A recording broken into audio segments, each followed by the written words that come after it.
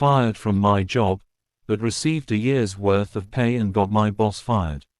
This happened in the early 2010s, before the advancement of technology in video editing and content creation.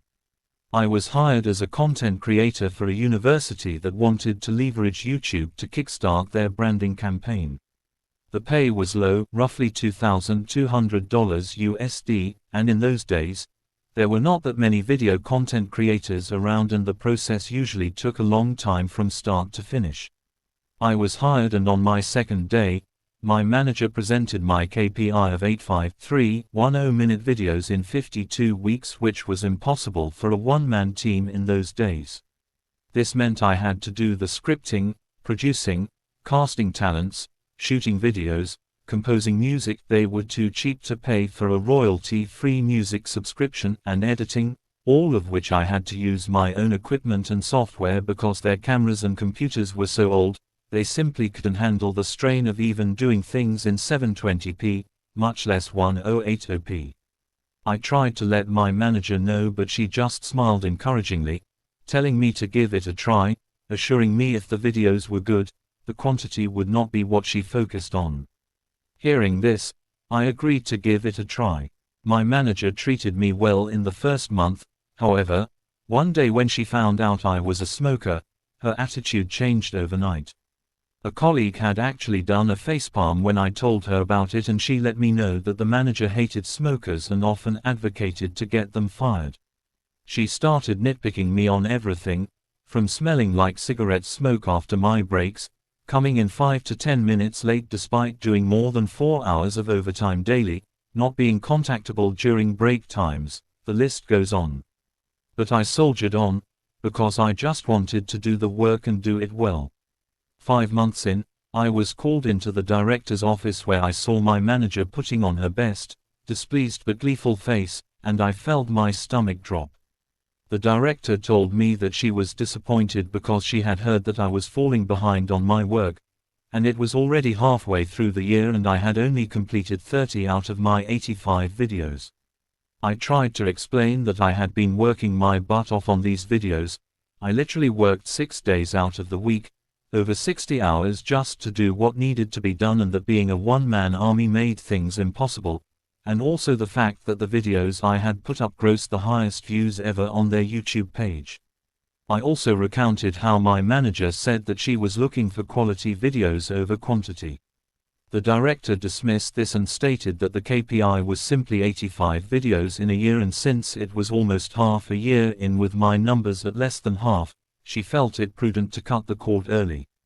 I asked how would they even meet the KPI if they were to fire me now. My manager had snorted, saying, "We'll find a professional production house to finish your work." The director had given her an odd look but nodded in her support nonetheless, telling me, "You don't need to worry, manager will get the job done."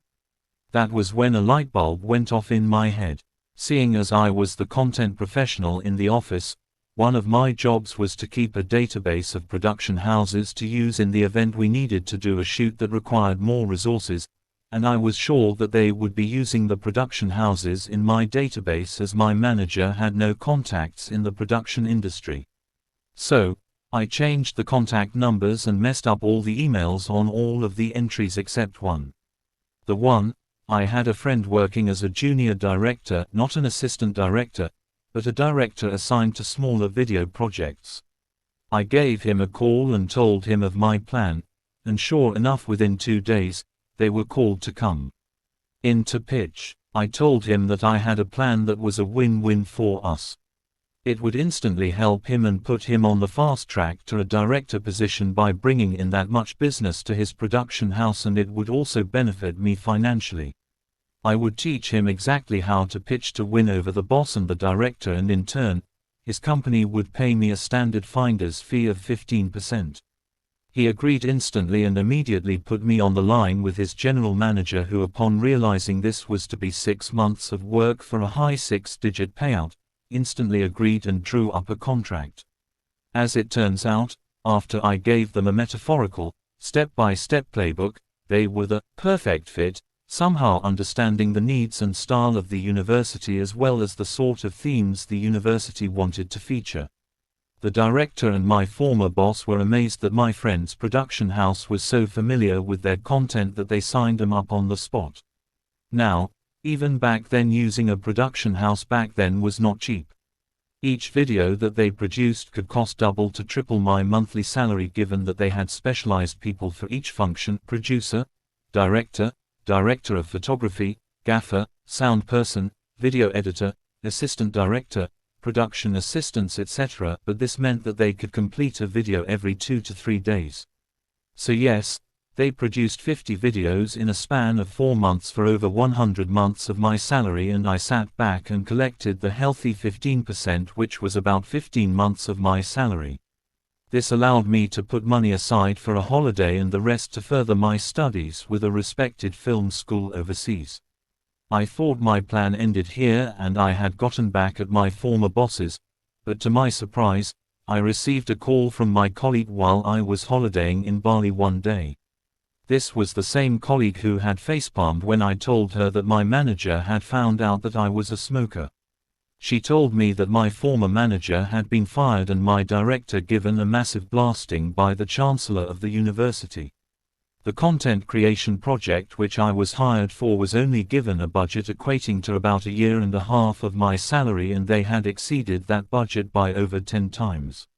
My former manager was so desperate to ensure that her content creation project could be completed that she had thrown caution to the wind, paying anything to get the job done so that she could show my director that she had completed the project, and had approved the massive spend without getting consent from the director. So that is how I got my friend a super fast promotion to a full director in his production house, and a year of pay after getting unfairly fired from my job.